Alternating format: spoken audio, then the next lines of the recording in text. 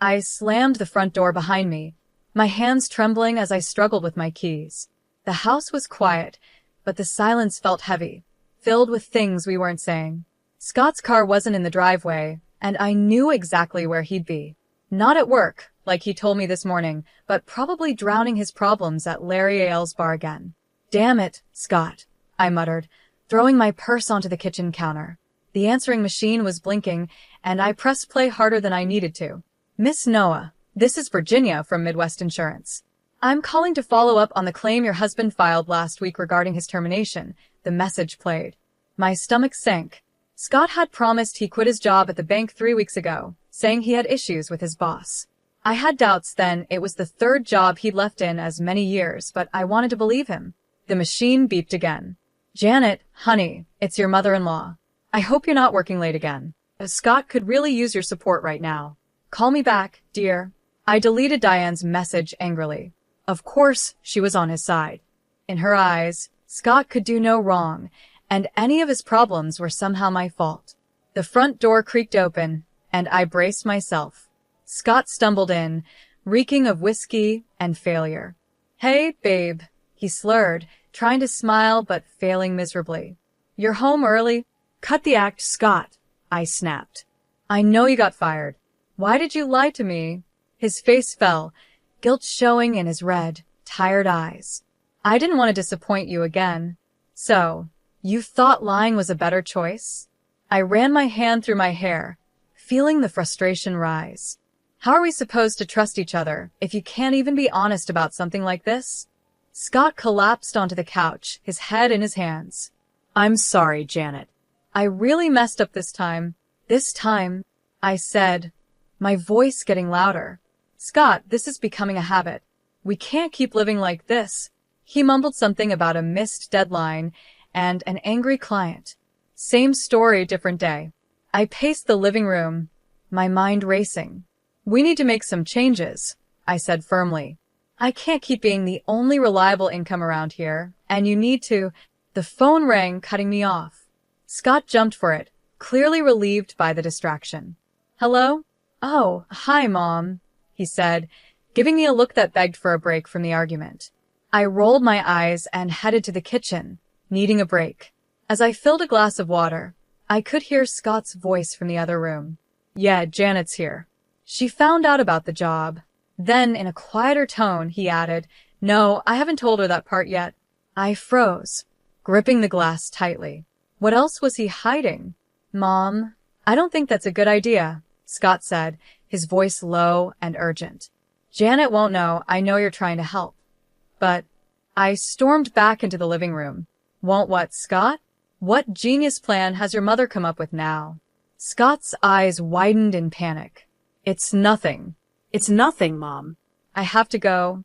He hung up quickly, avoiding my eyes. "Scott," I said, my tone sharp. "What aren't you telling me?" He fidgeted with the phone cord, looking everywhere except at me. "It's just Mom thought it might be good if she came to stay with us for a while, to help out." The glass slipped from my hand, smashing on the hardwood floor. Water and broken glass scattered at my feet, a perfect image of how messed up our life had become. "Your mother," I said slowly, "wants to move in with us?" Scott nodded miserably. "Just for a little while, until I can get back on my feet." I stared at him, speechless. This was a nightmare. Diane, with her constant judgment and snide comments, living in our home? The very thought made my skin crawl. "Janet, please," Scott begged. "It won't be for long. We need the help, and I cut him off, my voice cold.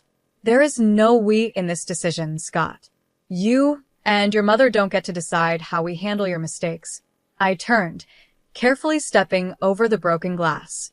"Clean this up," I said over my shoulder. "I need some air." I grabbed my keys and headed for the door. "Janet, wait." Scott called after me. "Where are you going?" I paused with my hand on the doorknob. "To figure out how to fix the mess you've made of our lives," I replied without turning around. And Scott, don't wait up. The next morning, I stormed into my office, my head pounding from a night of tossing and turning. The last thing I needed was to deal with Diane's judgmental attitude on top of Scott's lies. but there was her number flashing on my phone as it rang over and over. Janet speaking, I answered stiffly, bracing myself. Janet, dear. Diane's sugary voice came through the line, dripping with fake concern. I hope I'm not disturbing your very important work. I clenched my teeth. What can I do for you, Diane? I'm worried about Scott, she sighed dramatically. He's been so down lately. I can't help but wonder if your career focus might be affecting him, Diane said. My grip on the phone tightened. Excuse me? Well, you know how men are, Diane continued, completely unaware of the anger building inside me. They need support, attention. Scott's always been sensitive. Maybe if you were home more, Diane. I cut her off, my voice low and controlled. Scott is a grown man. His job troubles are his own responsibility. But as his wife, I interrupted, I've been supporting us financially for years while Scott jumps from job to job. Don't you dare suggest this is my fault. Diane gasped, clearly offended. I'm only trying to help, Janet. Someone needs to be there for Scott, and if you're too busy climbing the corporate ladder... Stop right there, I snapped. My career isn't the problem. Scott's inability to keep a job is. And frankly, Diane, your constant babying isn't helping him. Well, I never, she huffed. If that's how you feel, maybe I should come stay with you two for a while. Scott clearly needs some support at home. A chill ran through me. That won't be necessary, I said firmly. Scott and I can manage our own problems. We'll see about that, Diane replied in a threatening tone before hanging up. I slammed the phone down, fuming. The nerve of that woman. After everything I'd done to keep us afloat, she had the audacity to blame me for Scott's failures. My phone buzzed with a text from Scott. Mom's worried about us. Maybe we should let her visit. I ignored it, throwing myself into my work, avoiding the mess waiting for me at home. The hours flew by as I drowned in spreadsheets and phone calls, anything to keep my mind off it. It was nearly 9 p.m. by the time I left the office. When I pulled into the driveway, I froze. Diane's car was parked in my usual spot. Inside, I found them in the kitchen, Scott nervously stirring a pot while Diane fussed over the table. What's going on? I asked, dropping my briefcase with a loud thud. Diane turned, beaming. Janet, darling. We were wondering when you'd grace us with your presence. I hope you don't mind I took the liberty of preparing dinner. You certainly took liberties, I muttered, glaring at Scott. He refused to look at me, suddenly fascinated with his cooking. Scott mentioned you two were having some difficulties, Diane said, her tone dripping with fake concern. I thought a nice family dinner might help ease the tension. I let out a bitter laugh. A family dinner? Is that what this is? Scott finally looked up. Please, Janet. Mom's just trying to help. Helps? I snapped. By ambushing me in my own home? By blaming me for your problems? Diane gasped. I would never. Save it. I cut her off. I heard enough this morning. You made it pretty clear how you feel about me and my career. Scott stepped in between us. Janet, that's not fair. Mom's here because she cares. Oh, she cares all right, I muttered under my breath. I shot back. She cares more about controlling our lives, about making me the bad guy in her little story. Now, Diane said, her voice syrupy sweet. I know you're under a lot of stress, but there's no need for dramatics. Why don't we all sit down and... No, I said firmly. I'm not doing this, not tonight. I turned to Scott. You invited her without even asking me, didn't you? His guilty look said it all. I grabbed my keys, my hands trembling with anger. Janet, wait. Scott called as I headed for the door. Where are you going? I paused, my hand on the doorknob. Somewhere I'm actually wanted, I replied coldly. Enjoy your family dinner. I slammed the door behind me, and as I walked away, I heard Diane's voice drift out. Well, I never. Scott, darling, you really need to do something about that wife of yours. I got in my car and drove, tears blurring my vision. How had my life ended up like this? And more importantly, how was I going to fix it? The next day, after a long day at work, I pulled into the driveway, my stomach twisting at the sight of Diane's car still parked in the same spot. She had been here for a week. Taking a deep breath, I braced myself and went inside. The living room was a mess.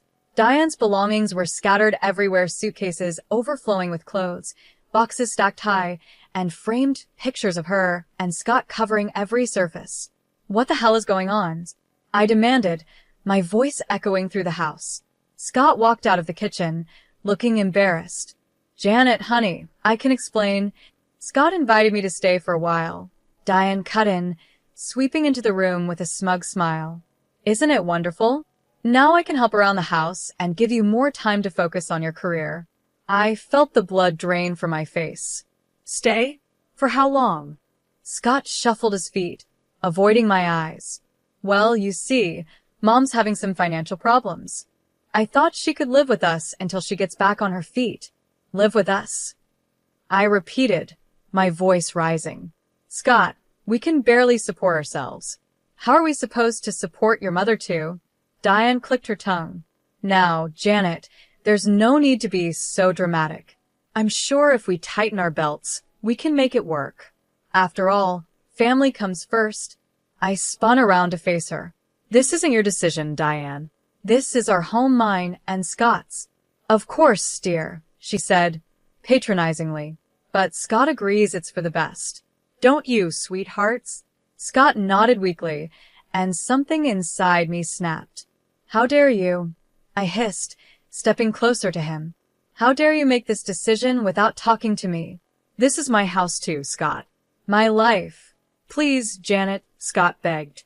Mom needs our help. We can't just turn our backs on her, like you turned your back on your responsibilities. I shot back.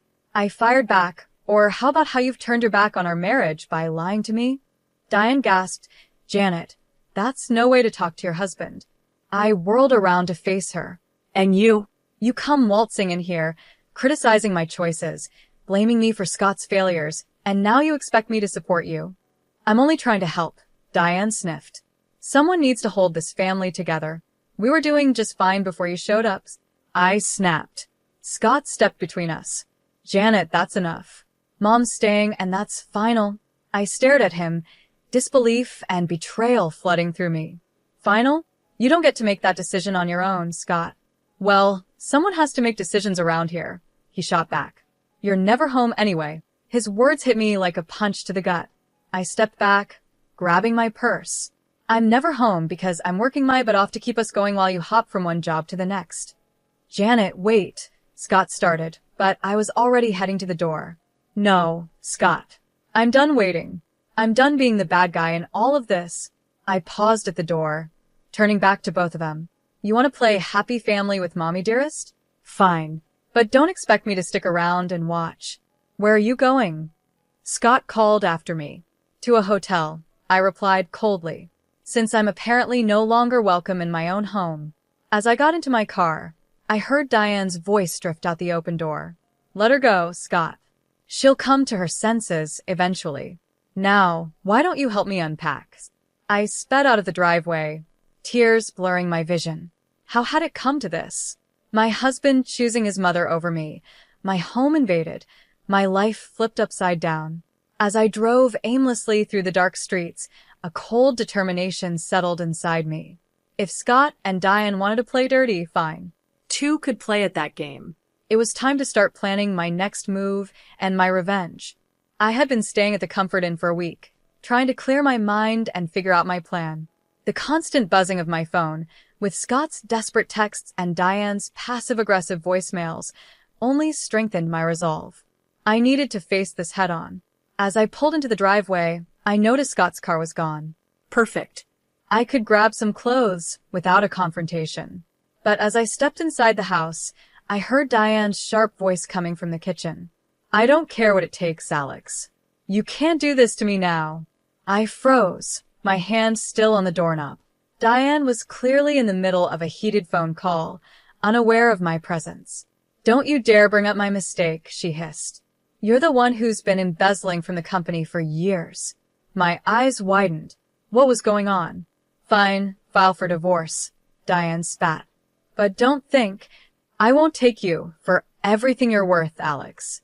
I know all your secrets, Diane said before abruptly ending the call. I heard her muffled sobs. For a brief moment, I felt a twinge of sympathy, but it vanished as soon as I heard her voice again, this time leaving a voicemail. Scott, honey, it's Mom. Listen, I need you to talk to Janet about accessing some of your joint savings. It's just a small loan to get me through. I'm sure she'll understand we're family, after all. A surge of anger shot through me. How dare she? I stormed into the kitchen, causing Diane to jump. Janet, she gasped, quickly wiping her eyes. I didn't hear you come in. Clearly, I said coldly. Too busy plotting to take our savings, were you? Diane's face went pale. You heard that? Every word, I said, my voice steady. Including your lovely conversation with Alex. Cheating on him and stealing money. Diane? My what would the neighbors say? You don't understand, Diane pleaded, her earlier confidence crumbling. Alex is trying to ruin me. I need help. I let out a bitter laugh. And your solution is to ruin us instead? To take our money while you've been living comfortably off stolen cash for years. It wasn't like that, Diane protested.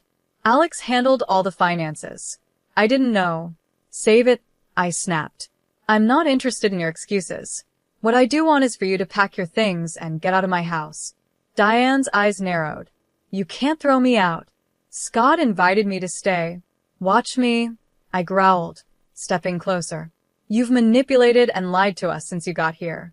You blamed me for Scott's problems, took over our home, and now you're trying to steal from us. I'm done. I am Scott's mother. Diane shrieked. He'll never choose you over me. Just then, the front door slammed, and Scott's voice rang out. Mom? Janet? What's going on? Diane's expression instantly changed, tears welling up in her eyes as Scott entered the kitchen. Oh, Scott, she wailed. Janet's being so cruel. She wants to throw me out on the street.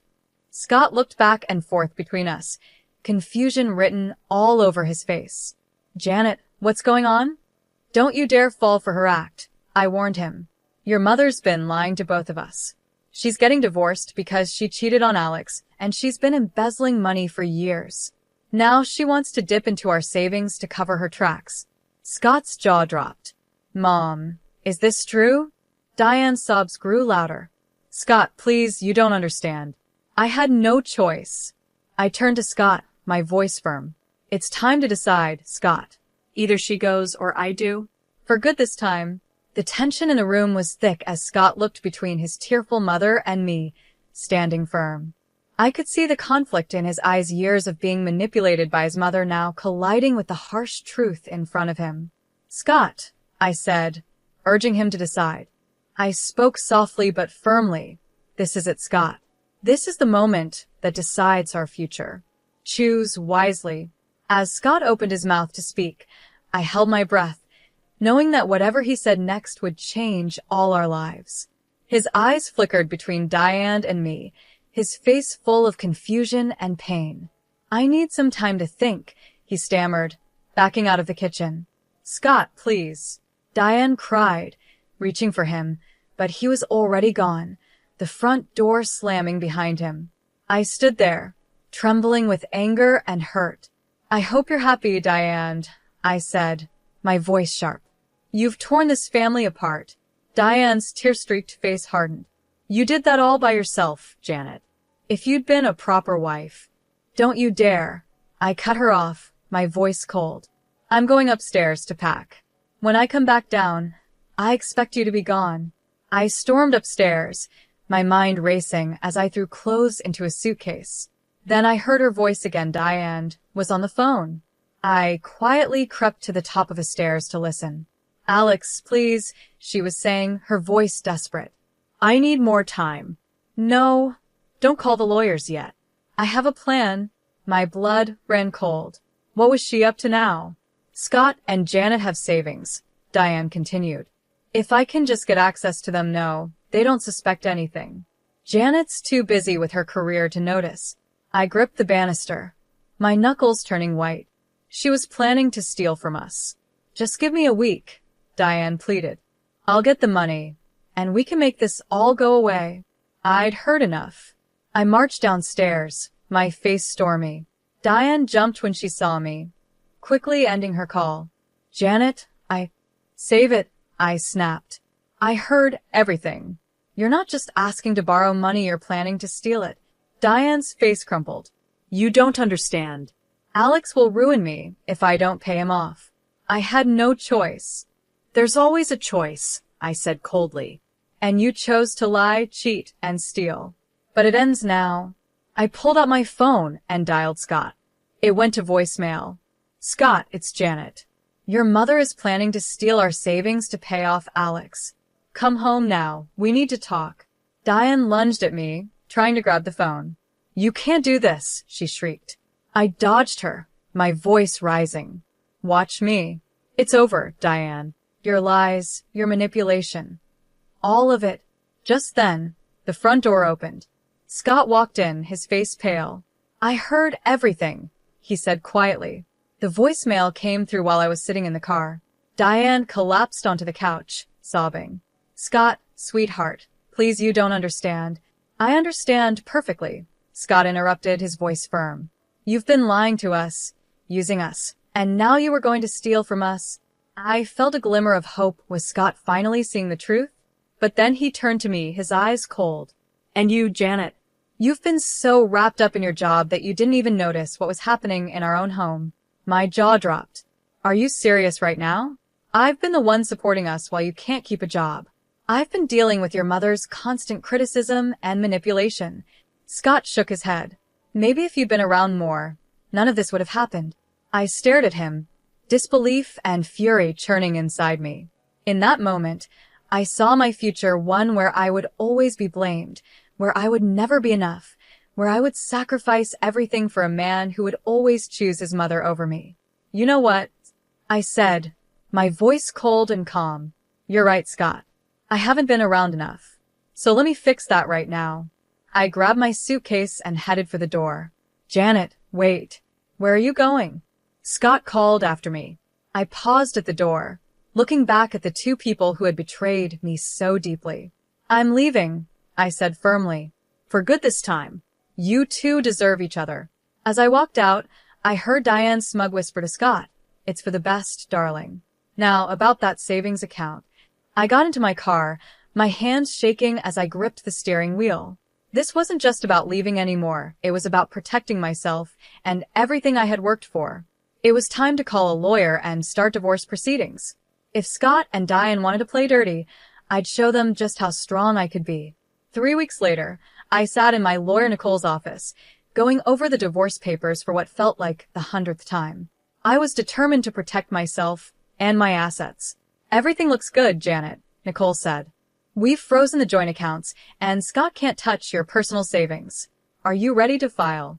I took a deep breath, my hand hovering over the papers. This was at the point of no return. Just as I was about to sign, my phone buzzed. Diane's number flashed on the screen. Ignore it, Nicole advised, but something made me hesitate. I should at least hear what she has to say, I muttered, answering the call. Janet, Diane's voice was surprisingly small. Please don't hang up. I need to talk to you. I have nothing to say to you, Diane, I replied coldly. Please, she begged. I've made a terrible mistake. I need your help. Against my better judgment, I found myself listening as Diane spilled a story of deceit and desperation. Her voice cracked as she admitted to her affair, to the lies she had told Scott about me, and to her plan to use our money to cover up her husband's embezzlement. I never meant for it to go this far, Diane sobbed. I thought if I could just buy some time, fix things with Alex, but it's all fallen apart. He's filing for divorce, threatening to expose everything. I have nowhere else to turn. I felt a mix of emotions, anger, pity, and a strange sense of vindication. Why are you telling me this now, Diane? Because I realize now how wrong I was, she whispered. About everything about you. I need your help, Janet. Not just for me, but for Scott too. My heart clenched at the mention of Scott's name. What about Scott? Her voice trembled. He's a mess, Janet. He finally sees the truth, but he doesn't know how to fix things. He misses you terribly. I closed my eyes, fighting back tears. It's too late for that, Diane. I'm at my lawyer's office right now, about to file for divorce. No, Diane cried. Please, Janet, give us a chance to make this right. I'll tell Scott everything, I swear. Just come home. Let's talk face to face. I looked at the divorce papers in front of me, then at Nicole, my lawyer, who was watching me with concern. I need to think about this, I said finally. Of course, Diane replied, a hint of hope in her voice. Take all the time you need. We'll be here. I ended the call, my mind spinning. Nicole leaned forward, her brow furrowed. Janet, whatever she said, remember why you're here. Don't let her manipulate you again. I nodded absently, but my resolve was weakening. What if Diane was telling the truth? What if this was my chance to finally get the whole story, to confront both her and Scott with all the facts? I need to go, I said suddenly, standing up. I'm sorry, Nicole. I need to see this through. Nicole sighed but nodded. Be careful, Janet. And call me if you need anything. As I drove back to the house, was it still home? My emotions swirled. Part of me screamed that this was a trap, that Diane and Scott would never change. But another part, a small part one thought I had silenced, whispered of hope and second chances. I pulled into the driveway, my heart pounding. The house looked the same, but everything felt different. As I approached the front door, I saw Scott through the window, pacing anxiously. Our eyes met, and I saw a flicker of relief on his face. My hand trembled as I reached for the doorknob. This was at the moment of truth. Whatever happened next would change everything. I took a deep breath and opened the door, stepping into the unknown. I stepped into the house, and the air felt heavy with tension. Scott stood in the living room, his face a mix of relief and worry. Diane sat on the couch, nervously twisting her hands in her lap. Janet, Scott said, stepping toward me. I'm so glad you came. I raised my hand to stop him. I'm here to listen, nothing more. Diane, you said you had something to tell us both. So talk. Diane nodded, her eyes filling with tears. I've been lying to both of you about everything. For the next 30 minutes, Diane laid out her secrets, her affair with a family friend, Alex's embezzlement from his company, their upcoming divorce, and her desperate plan to use our money to cover everything up. With each revelation, Scott's face grew paler, his hands clenching into fists. How could you, Mom? He whispered, his voice trembling. How could you lie to us like this? Diane sobbed and reached for Scott, but he pulled back. I'm so sorry, sweetheart. I never meant for it to go this far. I thought I could fix everything before you found out. I stood there, feeling a storm of emotions, anger at Diane's lies, pity for her desperation, and the growing realization that Scott had been just as much a victim of her manipulation as I had been. Scott, I said softly, turning to him, did you know any of this? He shook his head, looking shaken. No, Janet, I had no idea. I thought Mom just needed our help. I never imagined. That's why I called you, Diane interrupted, her voice desperate. I see now how wrong I was about everything. I need your help, both of you, please. I let out a bitter laugh. Help? After everything you've done? You tried to steal from us, Diane. You almost ruined our marriage. I know, she wailed.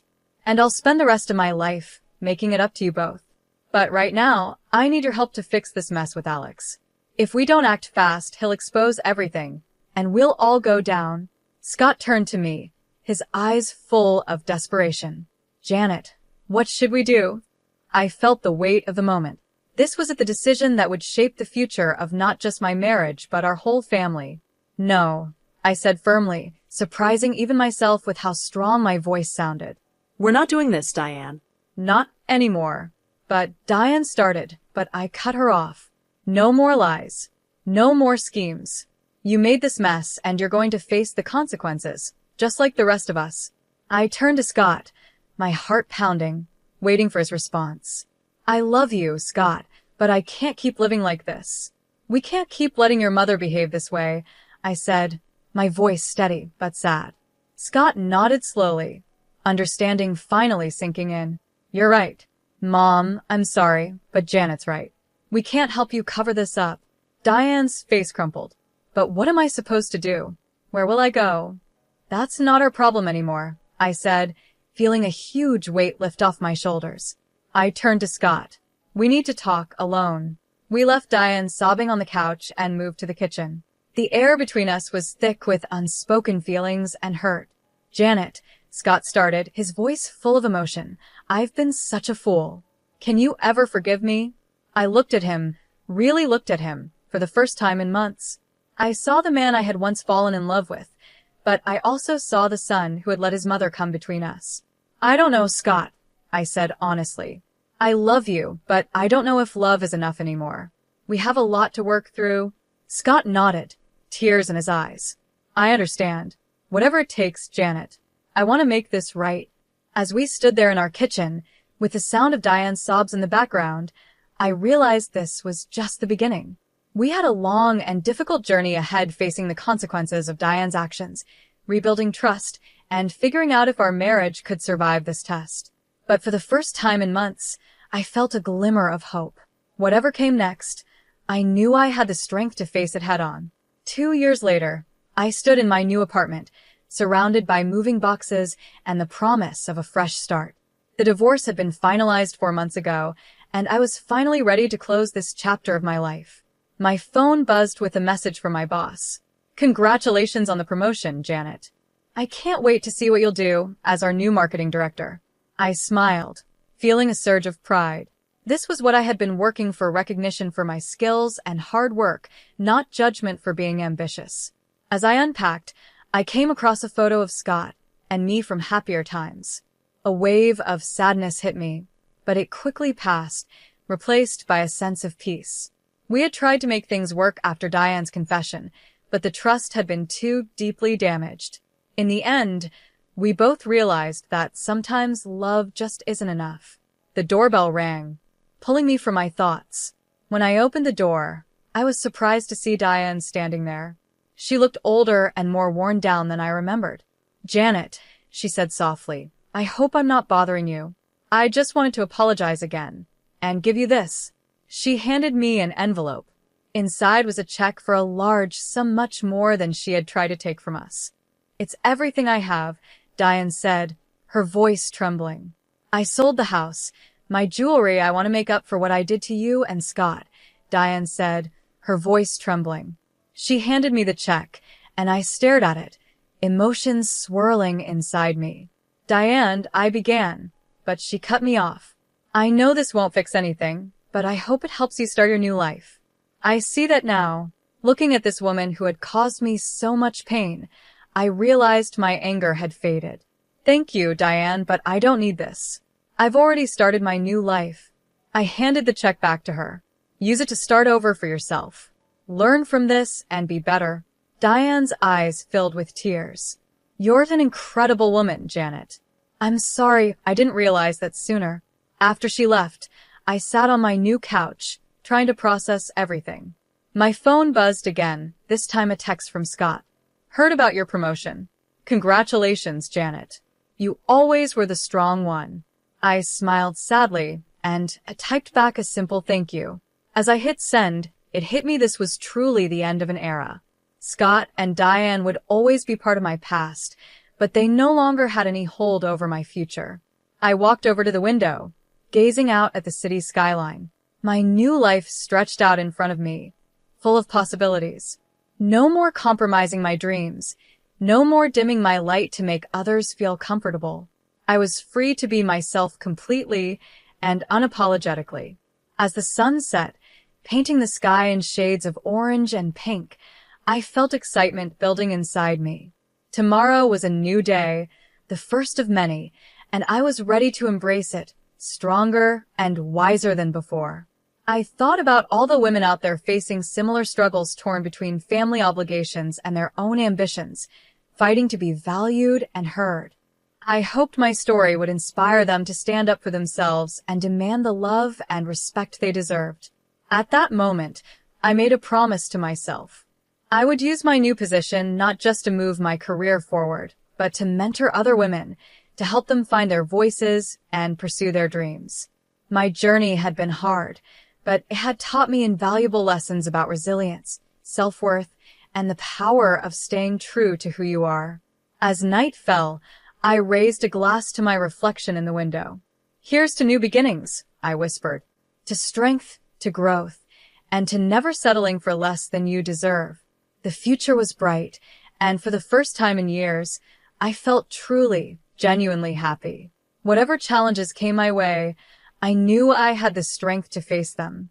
After all, I was Janet, resilient, ambitious, and finally, gloriously free.